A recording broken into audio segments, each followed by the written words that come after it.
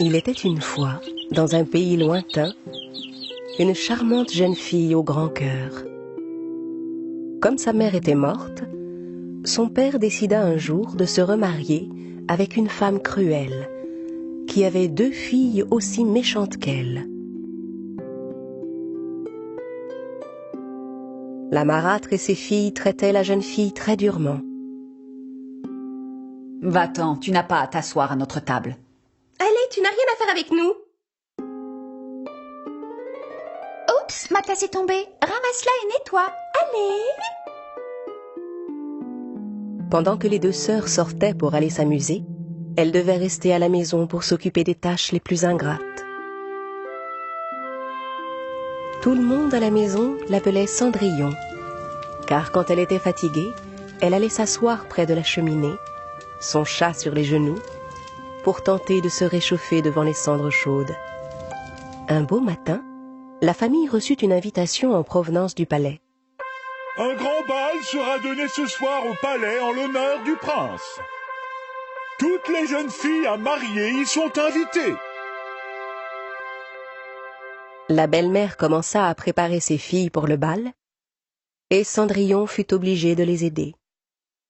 Vous devez être les plus belles jeunes filles du bal ce soir. Vous devez absolument plaire au prince. Pourquoi je n'ai pas le droit d'y aller, moi? Toutes les jeunes filles à marier sont invitées, après tout. Vraiment, et tu comptes te rendre au bal du palais habillée comme ça, peut-être? Le moment du bal venu, restée seule à la maison, Cendrillon ne put retenir ses larmes et commença à pleurer. Au même moment, une vive lumière éclaira soudain la cheminée, et au travers de cette lumière, une belle fée apparut. Cendrillon n'en croyait pas ses yeux, car cette fée n'était autre que sa mère. Oh, mère! Bonjour, Trésor. Je suis venue t'apporter mon aide. Toi aussi, tu vas pouvoir aller au bal du palais. Vraiment? Mais comment? Mais voyons, grâce à mon aide. Va au jardin et rapporte-moi la plus grosse citrouille que tu peux. Et toi, petit chat, va vite m'attraper cette belle souris. D'un coup de baguette magique, la fée transforma la citrouille en un magnifique carrosse.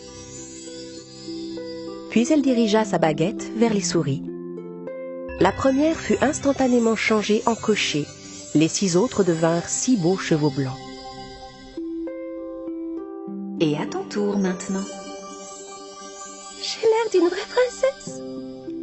Mais mère, je ne sais pas danser, et si jamais le prince m'invitait, de quoi est-ce que j'aurais l'air? Ne t'en fais pas, ma chérie. Avec ces souliers magiques, tu seras la meilleure danseuse de tout le bal.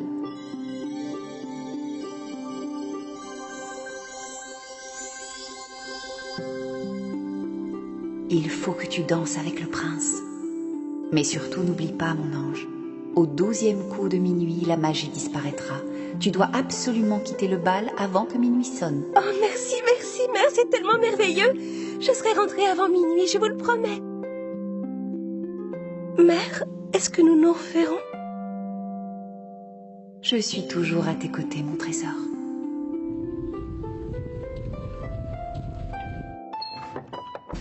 Quand Cendrillon arriva au palais, si belle et si élégante, toutes les têtes se tournèrent vers elle. Même ses méchantes sœurs ne purent la reconnaître. Et bien sûr, le beau prince fut immédiatement subjugué par sa beauté. Le roi et la reine aussi furent charmés par Cendrillon. Quelle charmante jeune fille. Voilà ce que j'appelle une princesse digne de ce nom. Le prince invita aussitôt Cendrillon à danser. Grâce à ses souliers magiques, la jeune fille flottait littéralement sur la piste de danse. La belle-mère et ses filles restaient sans voix devant sa beauté, qui les rendait folles de jalousie. Cendrillon était si heureuse qu'elle ne voyait plus le temps passer. Si bien qu'elle oublia complètement la promesse qu'elle avait faite à sa mère. Soudain, elle aperçut l'horloge qui était sur le mur. Il était presque minuit. Abandonnant le prince sur place, elle s'enfuit alors en courant. Mais alors qu'elle dévalait les escaliers du palais, elle perdit une de ses chaussures magiques. Malheureusement, elle n'avait plus le temps de revenir sur ses pas pour la récupérer.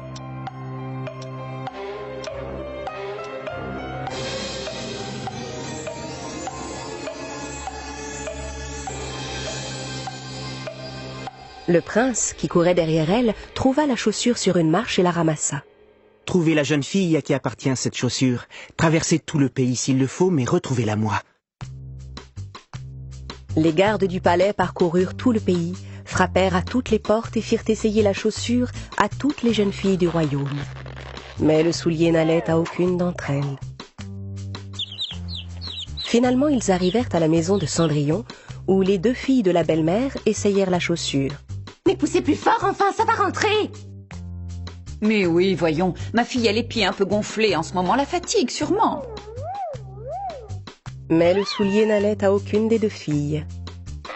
Heureusement, le capitaine des gardes s'était rendu compte qu'il y avait une 3e jeune fille dans la maison. Il y a une autre jeune fille ici. À peine Cendrillon eut-elle mis le pied dans la chaussure, les gardes furent convaincus que c'était bien la sienne, car elle lui allait parfaitement.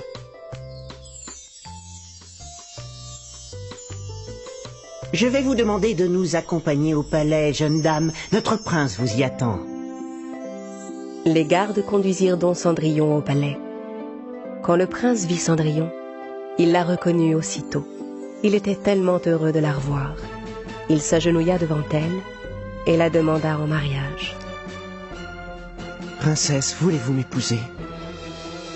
Cendrillon, ravi, accepta sans hésiter la demande du prince.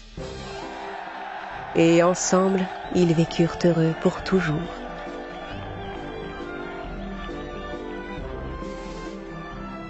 Mais comment se fait-il que ma chaussure n'ait rien perdu de sa magie? Je suis toujours à tes côtés, mon trésor. Mais bien sûr, oh mère, tu as toujours été là.